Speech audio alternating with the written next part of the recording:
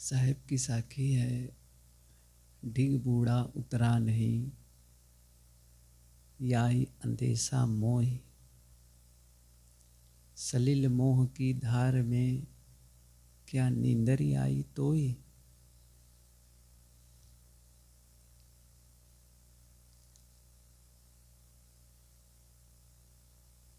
एक आदमी यात्रा करते हुए जा रहा था।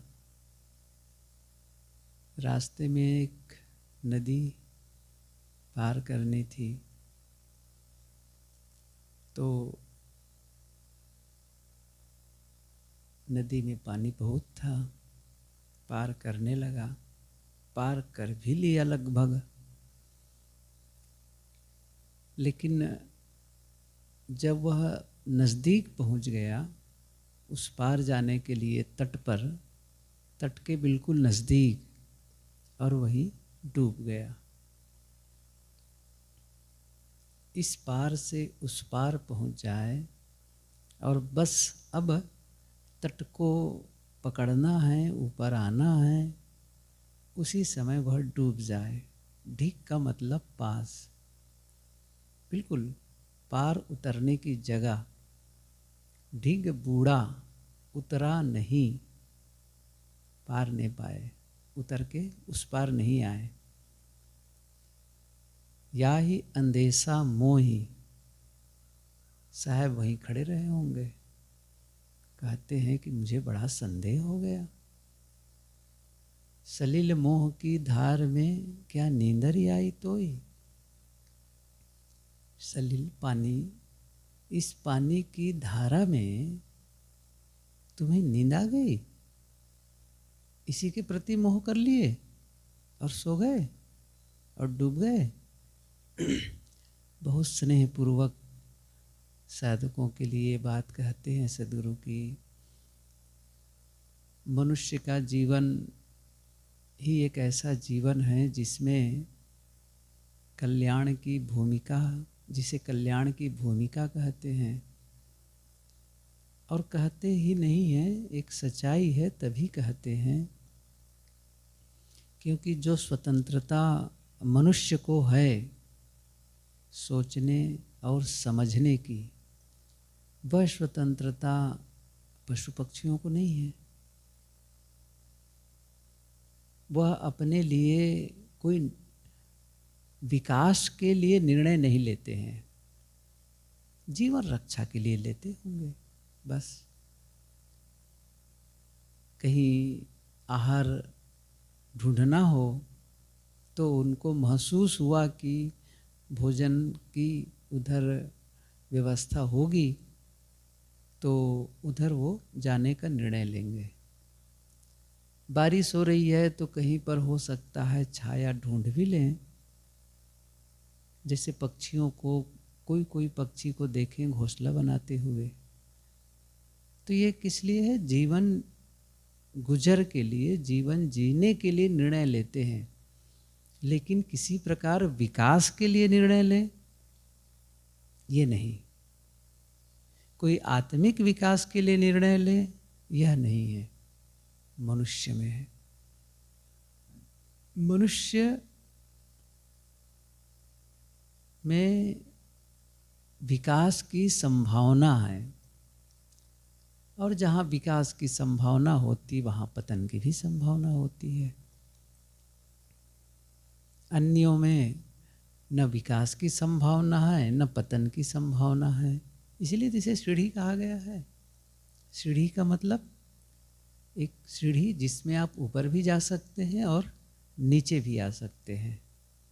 स्वर्ग नरक अपवर्ग निसेनी, ज्ञान विराग भक्ति सुख देनी। स्वर्ग नरक और अपवर्ग, ये तीन बातें कहते हैं गोस्वामी तुलसीदास जी। स्वर्ग में भी जा सकते हो, नरक में भी जा सकते हो, अपवर्ग मोक्ष कह लो, कल्याण कह लो, वहाँ भी। मतलब एक ऐसी व्यवस्था कर सकते हो, एक ऐसी स्थिति बना सकते हो जहाँ पर जिसे स्वर्ग का सुख कहा जाता है, आराम आरामदायक जिंदगी, और कोई स्वर्ग तो है नहीं, कहीं लोकांतर तो है नहीं है। सहज ढंग से भौतिक पदार्थों की प्रचुर मात्रा में उपलब्धि, और पारिवारिक और सामाजिक स्थिति भी अच्छी, वहाँ प्रतिष्ठा भी है, और बढ़िया से जी रहे हैं। कोई देख कर कहते हैं भाई वो तो स्वर्ग का आनंद ले रहा है, सारी सुविधाओं से संपन्न है। ये हो सकता है, आप कर सकते हैं। और कुछ लोग होंगे जो बहुत ही दयनीय स्थिति में हैं, और दयनीय स्थिति में नहीं है, उनके क्रियाकलाप भी दयनीय है, बहुत आचरण संबंधी, खान पान संबंधी सब। कोई देव तो पूरा नारकी है, तो मतलब गलत है, दुख पा रहा है।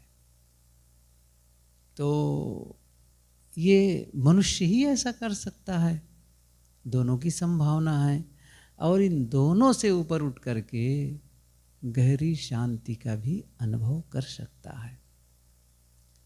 न वहाँ इस प्रकार से ऐश्वर्य की आकांक्षा है, दुख वाला काम तो करेगा ही नहीं, लेकिन उससे भी ऊपर उठ करके वह गहरी शांति का अनुभव करता है, या कहना चाहिए कर सकता है।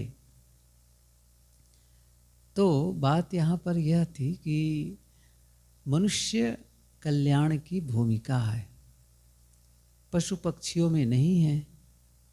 तो हम सब तो मानव का जीवन पाए हैं, ये तो आप लोग भी पढ़े होंगे, कहते भी हैं सत्संग के दौरान कि मानुष जन्म सद्गुरु मिलन, मोक्षों इच्छा होए, दुर्लभ तीनों परम है, पाए सुयोग न खोए। मनुष्य का जन्म का होना, सद्गुरु का मिलना। मनुष्य जन्म तो बहुत लोग लिए हैं, लेकिन कितने लोगों को सूझ होती है कि हम जीवन गुजर के पश्चात कुछ और करें। बहुत लोग तो कर भी नहीं पाते हैं, कर भी इसलिए नहीं पाते कि उनकी इतनी व्यस्तता होती है, इतना वो लोग उसी सर्कल में घूमते रहते हैं कि ऊपर वाला सोच ही नहीं सकते हैं, एग्जिस्ट करते हैं, केवल एक प्रकार से जिंदा रहते हैं, बस रहते हैं, इतना ही है। लेकिन जीवन का अर्थ केवल एग्जिस्ट नहीं करना है, जिंदा भर नहीं रहना है। जीवन की सफलता है, इसका अर्थ है कि आप एक प्रकार से इन्फ्लुएंस हो, एक प्रकार से ओवरफ्लोइंग कहना चाहिए इसको मैं इस ढंग से बताऊं। जैसे एक पौधा है, कल्पना करिए एक पौधा है, और पौधा में इतनी खुराक मिलती है पौधे को, पानी, खाद, जो भी, उससे क्या होता है, उससे पत्तियां, डालियां, पौधा जिंदा है, बस इतनी ही खुराक है कि उससे पत्तियां हरी रहे, डालियां भी ना सूखे, और तना भी ठीक, बस जिंदा भर रहे, इतनी ही मिल पाती है। तो ये केवल जिंदा भर रहना है। लेकिन अब उसमें फूल आए, फल आए, ये ओवरफ्लोइंग है। इसका मतलब है कि अब इतनी खुराक उसे मिल रही है कि वो पत्तियों के लिए पर्याप्त नहीं, अधिक है, डालियों के लिए पर्याप्त नहीं, अधिक है, और अधिक है। तो कहाँ है वो अधिक? वो अधिक कहाँ गया? फूल के रूप में विकसित हुआ, फल के रूप में विकसित हुआ। ये क्या हो गया? अधिक। तो वो जिंदा भर रहना क्या है? इतना काम करते हैं कि बस पेट भर भोजन मिल जाए, कपड़े मिल जाए, रहने की जगह मिल जाए। अच्छा, किसी के पास ज़्यादा है, कम है, बहुत ज़्यादा, बस उसी में रह जाते हैं बस। तो क्या हुआ? केवल जिंदा हैं, अभी ऊपर वाला काम नहीं हो पाया है। वो बहुत कम लोग कर पाते हैं। तो मैंने कहा ना, वो ओवरफ्लोइंग एकदम से अब लगा कि बस सब कुछ है, मतलब उन्हें कोई कमी महसूस ना हो, ऐसी चिंता ना हो कि कल भोजन कहाँ से करूँगा। अब वो साधना के बारे में कैसे सोचेगा, शाम को भोजन कहाँ से आएगा। अब उसे कहो ध्यान करो तो ध्यान करते हुए भी क्या सोचेगा, कौन सा काम करूं कि भोजन भर के कमा लूं, यही तो आएगा। चाहे वो कपड़े की बात हो, रहने की जगह की बात हो। लेकिन जब बैठे भोजन की यादें नहीं आती है, पूर्णता है, कपड़े की चिंता ही नहीं है, रहने की जगह की पूर्णता है। जहाँ तक आपस की बात है, साथियों की बात है, उनके साथ भी ऐसी कुछ नहीं है कि उन्होंने ऐसा कह दिया वैसा कह दिया, ये है वो है। उनकी गलतियों का कोई विश्लेषण नहीं कर रहा है मन, या अपने लिए कोई भय नहीं है कि मेरे बारे में कोई कुछ कह न दे। बिल्कुल। अब जो शक्ति बची वो किसके लिए है, वो शांति के लिए, वो साधना के लिए है, आत्म विकास के लिए है। और बहुत सारी शक्ति वहीं लीकेज हो रही है। कैसे होगा? यदि हम अपनी शक्ति का संचय न कर पाएं, संरक्षण न कर पाएं, तो फिर शक्ति बचेगी कहाँ। जैसे पानी की टंकी ऊपर है, यहाँ तो टंकी है, कहीं कहीं गाँव में आप देखे होंगे कि पंचायत में एक टंकी बनी है, और कारपोरेशन में भी बड़े बड़े नगर पालिका, नगर निगम, ऐसी जगहों पर देखेंगे बड़े बड़े टैंक बने होते हैं, और वहाँ से सबको पानी की सप्लाई देते हैं, पाइप आता है। और घरों में हम नल लगाते हैं, बाथरूम में लगा लिए, किचन में लगा लिए, कहीं भी। अब ये सोचें कि वो पानी आ तो रहा है, लेकिन रास्ते में पाइप लीकेज है, छेद है कहीं कहीं। तो जितना फोर्स पानी का आना चाहिए हमारे घर में, वो तो नहीं आएगा। क्यों नहीं आएगा? क्योंकि रास्ते में पानी निकल रहा है, तो वो फोर्स अब कम हो गया। अच्छा, ज़्यादा लीकेज हो गया तब और कम हो जाएगा, और कहीं और ज़्यादा हो गया तब पानी का आना ही कठिन हो जाएगा। तो जो लीकेज है ना, उसको क्या करना है? रोकना है। तो ये सब लीकेज है। कहने का मतलब ये हुआ कि हम अब शक्ति बची बहुत सारी। तो कई बार क्या होता है कि जब खाने पीने के लिए हो गया, नहाने धोने के सब के लिए हो गया, अच्छा बच गया है, अच्छा चलो फूल पौधे लगा दें।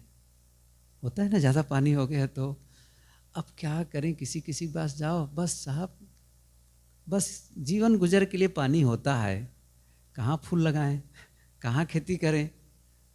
नहीं, अब क्या हो गया है, नहीं, हम फूल लगा सकते हैं, हरियाली विकसित कर सकते हैं। तो मनुष्य, बहुत ऐसे लोग हैं जो लोग इस स्तर पर सोचते ही नहीं है, कल्याण की आशा ही नहीं, फिर तो क्या कल्याण करेंगे। कुछ लोग हैं जो एक दूसरे को देख करके कुछ धर्म के क्षेत्र में कदम बढ़ाते हैं। अच्छा, बढ़ाते भी हैं तो वो किन कारणों से? देखा देखी। चलो ना, लोग मंदिर जा रहे हैं, हम भी चल लें। अब पूछो क्यों जा रहे हो, सब लोग जा रहे हैं तो हम भी चले गए। पूछ लो, कई लोगों से पूछो। आजकल इधर तो कम दिखता है, छत्तीसगढ़ में, बिहार इत्यादि में जो कांवर वाला, अब तो श्रावण ही महीना चल रहा है ना श्रावण महीना में शिव की पूजा, और कंधे पर एक लकड़ी रखेंगे, दोनों तरफ ऐसा मटकी या कुछ रख लेंगे पानी लेकर के। अभी कोई कौन बता रहा था, मैं वहाँ था, तो एक आदमी था गंगा जल कितने 1 क्विंटल ले जा रहा है, एक मतलब कितने 100 लीटर। अब बताइए कहाँ, और उसका क्या इसमें आ गया, अब वो सोशल मीडिया में अब गजब प्रचार है अभी अब इतना, अरे थोड़ा पानी ले जाओ, ज़्यादा ले जाओ ले जा रहे हैं। क्यों ले जा रहे हैं? और सब तो ले जा रहे हैं। अब क्या मानेंगे, धर्म का काम कर रहे हैं। कहाँ समझ है, नहीं है समझ। और कुछ लोग आएंगे पूजा पाठ मंत्र तंत्र, साधु भी हैं। साधु क्यों हुए हैं? कल्याण के लिए हुए हैं। कल्याण शब्द कई लोग तो कहते ही नहीं, भगवान को पाने के लिए, भगवान के दर्शन के लिए। अब भगवान के दर्शन समझ भी नहीं है कि भगवान के दर्शन की अलग से ऐसा प्रत्यक्ष रूप से कोई भगवान को कैसे देख सकता है। लोगों की क्या मान्यता है, जैसे हम एक दूसरे के साथ खड़े होकर बात करते हैं वैसे ही हमारे सामने भगवान खड़े हो जाएंगे या बैठे रहेंगे, हम जाएंगे उनके पैरों पर गिर पड़ेंगे या तो उसे हमें गोद में उठा लेंगे वो, और बस इतना स्नेह और दुलार देंगे। मान लो उनसे पूछे, अच्छा स्नेह और दुलार दिया, गोद में बैठा लिया, अच्छा कब तक बैठाए रखेंगे? सोचो तो सही, बस माने चले जा रहे हैं। तो ये भी बात नहीं, अब उससे भी नहीं होने वाला है। बहुत कम लोग होते हैं जिन्हें निर्भ्रांत बोध होता है। हम सब तो कह सकते हैं ना कबीर साहब के विचार मिले, ये तो मानते हैं। नहीं तो बहुत लोग तो यही क्या बताएं, गंगा में जाते तो पाप कट जाता, नहा लेते तो, अमुक नदी में जाते, ये तो हम लोग को सोचना ही नहीं है। अमुक तीर्थ में जाते, अभी उधर कश्मीर तरफ किस में जाते हैं जहाँ वो बर्फ की शिवलिंगी बन जाती है, अमरनाथ की यात्रा अमरनाथ की यात्रा। और पता है अमरनाथ में क्या है, पानी ऊपर से टपक रहा है, ठंड इतनी है कि वो पानी की बूंदें बर्फ बनती चली जा रही है, और बर्फ बनते बनते बनते बनते ऊंची हो गई, और इतनी ऊंची हो गई ऐसा लगने लगा जैसे शिवलिंगी है। अब कहा भाई ये तो हमारे प्रकट हुए हैं शिवलिंगी, वही है और कुछ नहीं है अभी गए थे। अब उसी के लिए इतनी लंबी लाइन, इतने पैसे खर्च होते हैं, कितनी आपत्ति सहते हैं, लेकिन कम से कम कबीर के अनुगामी को इन सब चीज़ों का भ्रम नहीं है। हम सबको इन सब चीज़ों के भरोसा नहीं करते हैं कि अमुक तीर्थ में जाएंगे, उसका दर्शन करेंगे, हमारा कल्याण होगा, हमारा फायदा होगा। कोई अपेक्षा नहीं है, ये बोध है, ये ज्ञान है। बहुत ऐसे भी लोग हैं जिन्हें ज्ञान तो हो जाता है, बहुत सारे भक्त हैं। कई बार देखो भक्तों के विचारों को सुनो, उनके समझ को देखो, तो साधु से भी कई बार एक कदम आगे हैं, बिल्कुल तटस्थ, सारे अंधविश्वासों से अलग, और समझ सही, बोध सही, और वो कल्याण की अच्छी तरह से समझ रखते हैं। लेकिन फिर भी वो परिवार में उलझे हुए हैं। उन्हें कहो कि भाई रोज़ सुबह शाम 2 घंटे का अवसर निकालो, साधना करो, 1 घंटा ध्यान करो, सत्संग करो, नहीं कर पाएंगे। अच्छा शाम को पाठ करो, कुछ भजन सुनो, कुछ सत्संग करो, उतना नहीं कर पाएंगे। मैं क्या कहना चाहता हूँ, वह हम सब कर पा रहे हैं, वह सब हम कर पा रहे हैं। तो सारे अंधविश्वास और भ्रम से ऊपर सद्गुरु कबीर के विचारों को पा करके अब घर परिवार को भी एक बंधन का कारण माना जाता है, और इसीलिए तो हम लोग आते हैं आश्रम में संतों के बीच में। अब परिवार में ही रहेंगे। अब ये तो पता है कि शादी विवाह कर लिए तो बड़ा उलझन है, किसको किसको संभालें, नहीं करना है, अच्छा वो भी छुट्टी पा गए, चलो ठीक है। फिर और भी परिवार, फिर भी कई लोगों को देखो शादी विवाह तो नहीं किए हैं, लेकिन वो चक्र नहीं छूटता है। ये तो मैंने आंखों देखी बात कह रहा हूँ मैं तो कई बार तो कहता हूँ शादी भर नहीं किए, और लेकिन सारा संसार का काम वही कर रहे हो बस। अरे कुछ तो समय निकालो अपने लिए। क्या बताएं साहब, ये है वो है, कभी कभी कहें पिताजी अभी बीमार हैं, अच्छा उनका शरीर छूटा, अच्छा माँ बीमार हैं, अच्छा वो भी ख़त्म, अभी छोटे छोटे बच्चे हैं उनके नहीं, भाइयों के, उनके अब उलझे हुए हैं। देखिए, तो हम लोगों ने क्या सोचा, नहीं चाहिए ये सब उलझन भरा काम, सबसे अलग कहाँ आ गए, चलो आश्रम में, जहाँ पर हमें साधना के लिए समय ही समय है, और इसके लिए सब तरफ से जो साथी लोग हैं वे लोग भी साधना करने वाले हैं। तो एक प्रकार से सुंदर सा माहौल, सिचुएशन इतना अच्छा है, अनुकूल है। और अब कल्याण न हो तो साहब क्या कहते हैं, ढीक बूढ़ा याद करो उतरा नहीं। मतलब अब कल्याण के कितने नज़दीक आ गए, कितनी भूमिका चाहिए कल्याण के लिए, और सारी भूमिकाएं, सारी परिस्थिति अनुकूल है।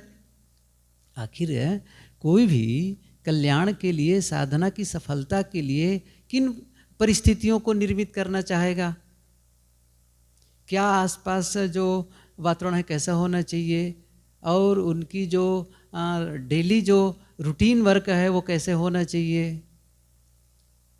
तो वो सारी चीज़ों के होने के बावजूद यदि हम अपना कल्याण नहीं कर पाते हैं तो संभवतः ये पंक्ति हम लोगों के लिए सदगुरु कबीर ने कही है। क्या कही है, ढीग बूढ़ा उतरा नहीं। बहुत नज़दीक आ गए, एकदम जहाँ से बस अब पकड़े, अब उस पार गए और नहीं गए, यहाँ आकर के बुड़ गए। बहुत अच्छी बात कहते हैं साहब। फिर मुझे बड़ा संदेह हो गया, यहाँ कैसे हो गया। क्या कह रहे हैं, सलिल मोह की धार में क्या नींदर आई तो ही। सलिल मोह पानी की धारा, ध्यान दे, पानी की धारा क्यों कह रहे हैं। पानी की धारा बाहर की धारा नहीं है, यहाँ पर धारा है विचारों का प्रवाह, जिसको सदगुरु कबीर ने यह भी कहा है कि नदियाँ नहीं सांसरी बहे नीर। कैसे आई वो पंक्ति, बुझ बुझ पंडित मन चित लाए, कवही भरली बहे कवही सुखाए, खन उबय खंड उबय खन होगा, रतन न मिले पावै नहीं था। नदियाँ नहीं सांसरी बहे नीर, मच्छन मरे केवट रहे तीर। नदी नहीं है, बाहरी नदी नहीं है, लेकिन सांसरी बहे नीर, संस्कृत एकदम तेज धारा है। बैठो ध्यान में, क्या बह रहा है, विचार विचार विचार विचार आते हैं ना, कितने विचार आते हैं। इसी को तो पार करना है, जिससे पार जाना है। अच्छा, जिससे पार जाना है उसको करते करते आ गए ना। जिससे आप पार जाना चाहते थे उसको छोड़ते छोड़ते छोड़ते छोड़ते यहाँ तक आ गए। अब केवल जो अंदर में एक प्रवाह है, किसका प्रवाह है, विचारों का प्रवाह है, और उन विचारों के प्रति ही मोह कर लिए, वही प्रसुप्त हो गए। अर्थात विचारों से जो मान्यताएं खड़ी कर लिए हो, सोच लिए हो, ये अपना है, ये वो है, वो पराया है, और उसी में मोह कर लिए हो, वही अच्छा लग रहा है, वही सुप्त हो गए हो। मतलब नींद आना का मतलब है क्या हुआ। ये दोनों बातें साहब कह रहे हैं ना। सलिल मोह, ये मोह शब्द भी कहते हैं और नींद शब्द भी कहते हैं। मोह नींद, आसक्ति, उसी के प्रति आसक्ति।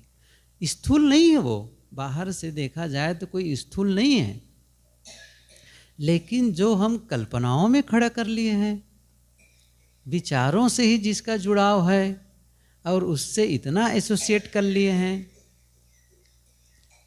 इतनी उससे संबंध बना लिए हैं कि अब उसके प्रति आसक्ति हो गई है। साधना में, साधना क्षेत्र में भी देखो तो ये बातें तो बहुत कहने जैसी तो नहीं है, लेकिन सच्चाई तो है। साधु मार्गम आ गए, जहाँ पर साधना करके पूरी तरह कल्याण करने की जगह है, लेकिन हम सभी भी क्या करते हैं, छोटी छोटी बातों में उलझते चले जाते हैं, छोटी हो बड़ी हो, चाहे वह आश्रम व्यवस्था को लेकर के हो, चाहे वह भक्तों के बीच हो, बहुत सारी बातें होती हैं। वो ऐसी ऐसी बातें होती हैं जिससे हम अपनी साधना को ध्यान में नहीं रख पाते हैं। अपनी साधना सबसे बड़ी बात है, आत्म शांति सबसे बड़ी बात है, बाकी सब सेकेंडरी हैं, ये उसी के लिए हैं। सारी व्यवस्था किस लिए है? हम भक्तों के बीच जाते हैं, सत्संग करते हैं, उनसे आदान प्रदान होता है किसी न किसी, चाहे वो विचारों का आदान प्रदान हो, वस्तु का आदान प्रदान हो, कुछ भी हो, तो वो अब उसको लेकर के हम उलझे रह जाएं तो फिर वो उद्देश्य ही नहीं रह गया, फिर तो वो भूल ही गए अपने लक्ष्य को। अब यहाँ हम सभी रहते हैं तो व्यवस्था तो केवल अपने लिए है या अपनों के लिए है, अपने लिए और अपनों के लिए। और यहाँ आकर के भी हम जिन साथियों के साथ प्रेम से रहना चाहिए उन साथियों के साथ प्रेम से नहीं रह पा रहे हैं। अपने लिए ही व्यवस्था करनी है। आखिर आश्रम की व्यवस्था किसके लिए करनी है? अपने लिए। आश्रम की सफाई किसके लिए? अपने लिए। भोजन अपने के लिए, सब कुछ तो अपने लिए करना है, और उसमें ही हम उलझ गए और हम अपनी साधना को खो दिए, या और कई बातें हैं। तो फिर साहब कहते हैं जिससे पार हो सकते थे और उसी को उलझन का कारण बना लिए हो, तो फिर ये एक प्रकार से नज़दीक आकर के डूब जाना है। जहाँ पर लोग अधिकतम लोग बह रहे हैं मझधार में और उसको पार कर लिए। जिन प्राणी और पदार्थों में सांसारिकता में लोग उलझे और बह रहे हैं उसे तो पार कर लिए हो, उसे तो छोड़ के यहाँ तक आ गए हो। लेकिन अब तो बस थोड़ी एक छलांग बाकी है, एक छलांग। पूरी तरह से मन को अमन कर दो, एकदम सबसे अनासक्त हो जाओ और वो स्थिति मिलने वाली है। लेकिन अभी वो स्थिति आ नहीं रही है। अच्छा, कब आएगी? पता नहीं कब आएगी, कल आएगी, परसों आएगी। तो ऐसा लगता है जैसे अब पकड़े, अब बस दूर है। बटरफ्लाई, तितली कहते हैं ना, तितली, छोटे बच्चे होते थे तो तितली ऐसे ऐसे पकड़े, अब पकड़े वैसे ही उड़ के फिर दूसरी जगह।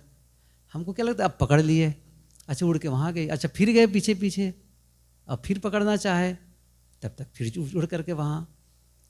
हर बार क्या लगता था, अब पकड़ लेंगे, अब पकड़ लेंगे, और वो हर बार तितली दूर होती चली गई। ऐसे नहीं लग रहा है? अब पकड़े और वो हमसे बस आगे आगे। और ये भी कहा जाता है आप कुछ पकड़ने का प्रयास ही मत करो, चुप हो जाओ, बस शांत। पता है क्या होगा? आपके कंधे पर तितली आके बैठ जाएगी आपके बैठ जाएगी। इसलिए जब बहुत सारा एक्टिविटीज कर रहे, एक्शन कर रहे हो ना, बहुत सारा आप ये सोच रहे हैं कि मैं ये कर दूं, वो कर दूं, ये, शांत हो जाओ, बस शांत हो जाओ, सब हो जाएगा। जब शांत, बस शांत। नहीं तो फिर वो स्थिति बहुत ही नज़दीक होकर के भी हम दूर रह जाते हैं, दूर रह जाते हैं। और फिर वो दूरी आगे चलकर कितनी दूरी बढ़ जाएगी पता नहीं। जैसे अभी यदि हम अपना पूरा काम नहीं किए कल्याण का, तो क्या होगा? सीधी सी बात है, फिर से जन्म, फिर से वही एक चक्र चला।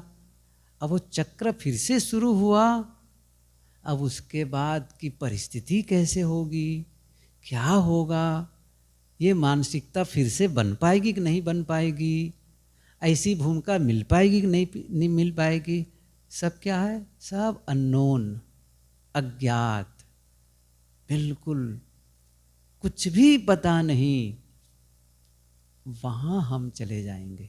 मतलब जहाँ घना अंधकार, वहाँ चले गए। अभी तो प्रकाश है, अभी तो दिखाई दे रहा है, अभी तो समझ है, और समझ के साथ साथ शक्ति है। आज तो शक्ति है ना, हम सभी साधना कर सकते हैं, स्वाध्याय कर सकते हैं, आत्मचिंतन कर सकते हैं। अच्छा, किसी के साथ कुछ गड़बड़ भी है, उसे हम थोड़ा सा ठीक कर सकते हैं। अरे छोड़ो ना इन बातों को, बात कहते हैं ना, रात गई सो बात गई। तो वो सब भी करने की क्षमता है, और सबसे अपने आप को अलग करने की शक्ति बची हुई है। तो वो काम कर लेना चाहिए। नहीं किए और डूब गए तो साहब क्या कहते हैं, ढिग बूढ़ा उतरा नहीं। बहुत नज़दीक में आके डूब रहे हो, या ही अंदेशा मोही। मुझे बड़ा संदेह हो गया, मझधार में डूबना चाहिए, बीज धारा में डूब सकते थे, वो बात समझ में आती है। वहाँ से पार हो गए, और यहाँ क्यों डूब गए? बड़ा अद्भुत लगा, आश्चर्य। और क्या हुआ कि ऐसा कुछ लगा कि तुम यही नींद ले लिए, यही मोह कर लिए, जिससे हम माने थे, या ये समझ के अनुसार थे कि जहाँ पर हम जाएंगे और हम अपना कल्याण कर सकते हैं, उन्हीं से मोह, उन्हीं से आसक्ति, और वही प्रसुप्त हो गए, सो गए। सो गए नहीं, जागृत। जैसे पहले जागे हुए थे, पहले सजग थे और सबसे पार होते आए, वो सजगता अंततः बनाए रखनी है, वह समझ अंततः बनाए रखनी है। तब क्या होगा? तो फिर पार हो जाएंगे। तो ये साहब की पंक्ति है, हम सभी पाठ करते हैं, और मैं समझता हूँ साहब यही संदेश देना चाहते हैं हम लोगों को कि भाई अब अवसर मिला है, इसे चूको मत।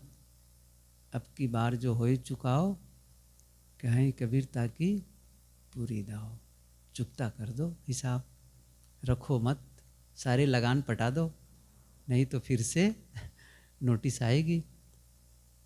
ये कुछ बातें थी जो करनी थी। आज इतना ही करते हैं, बहुत है साहब बंदगी।